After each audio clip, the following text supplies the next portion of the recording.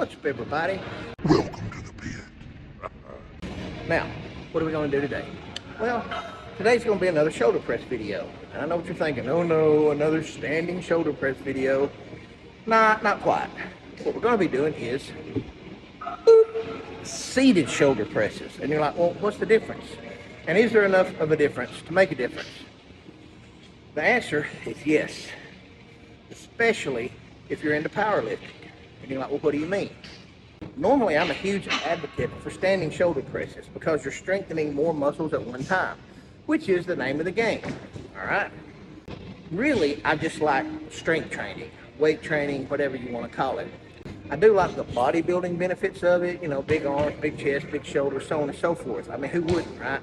And I like going into a competition and giving a display of the strength that you work so hard to attain. You know, just like a bodybuilder, like standing on stage and, you know, giving an example of all the hard work that they put into it. And also, I'm a competitive person, all right? And this is a way for me to still compete at something, still feel relevant, and stay strong and healthy at 47 years old. Now, you're saying, okay, on with it. What about the seated shoulder presses? All right, well, the difference is this. Standing shoulder presses pretty much work your body from top to bottom, all the way from your feet to your shoulders. And you're like, well, how? Because I've trained so much, in my mind, it's very obvious. But in your mind, it may not be, all right?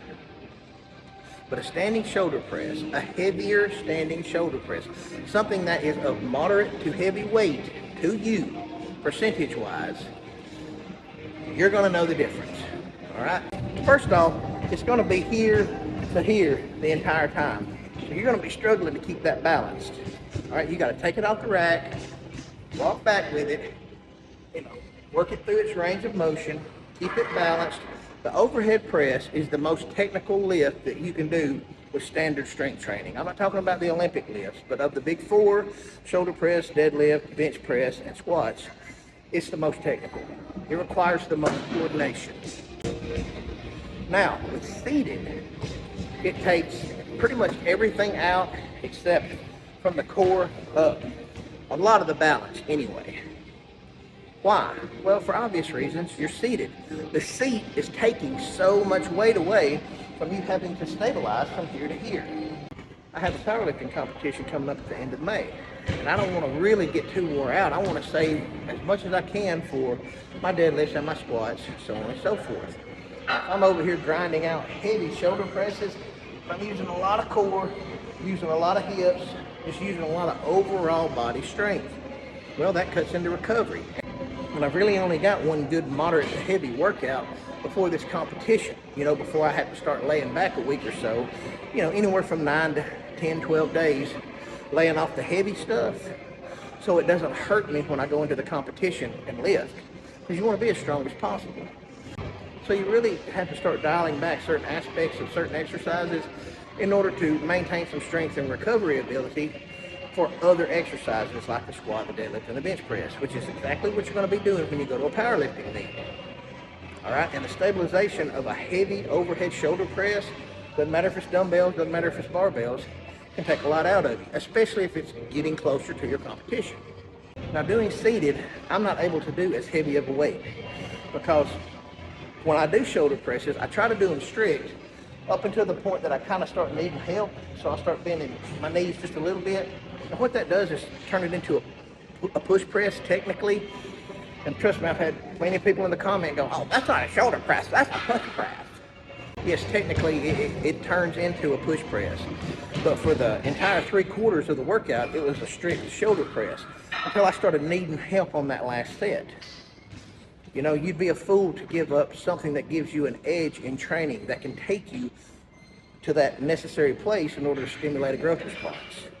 Kind of like cheating when it comes to curls, you know, just you lean back a little bit just so you can kind of get it to a spot and even hold it until you can get a good slow negative, so on and so forth. Well, a good little knee bend, a good little bounce on a shoulder press can help you accomplish the same thing.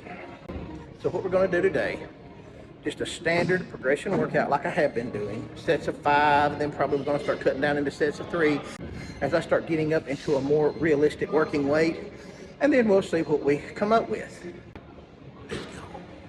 Now also another benefit of doing seated shoulder presses is I don't have to change out of my sneakers into my lifting shoes in order to create a more stable platform to lift with, because doing a shoulder press in a pair of tennis shoes, it's like standing on pillars. It's like squatting in tennis shoes. If you just don't do it, you'd be better off barefooted, in my humble opinion. But that's why I've got squat shoes and deadlift shoes.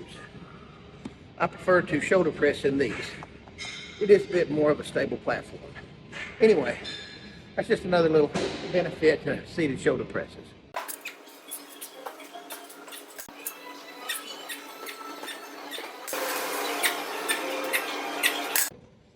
Alright, we're up to our working weight. We got 225 on the bar. We're going to try to get it for 3 sets of 3. See what we can do on that third set. And if I can't finish the third set with 3 reps, or I just finish it with 3 reps, then we'll know that I gauged the workout about perfectly.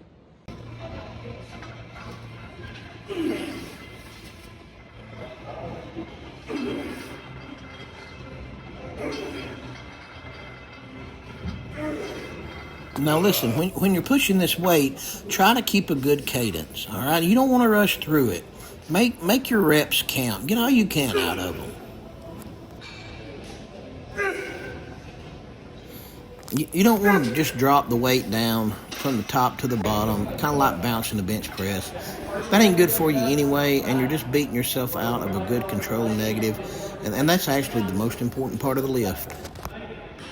Now, if you'll notice, I put 250-pound dumbbells in front of it, and I started sliding my feet underneath them to give myself way more stability during this press, because your feet have a tendency to get pretty loose when you got that weight overhead, and it really helped. You should try it. Another rep. Finished my third rep. Really got about half another. Pushed it up as far as I could. Kind of got a good half-ass negative. I'd say that was a spot-on choice of weight. So having said that, get your ass in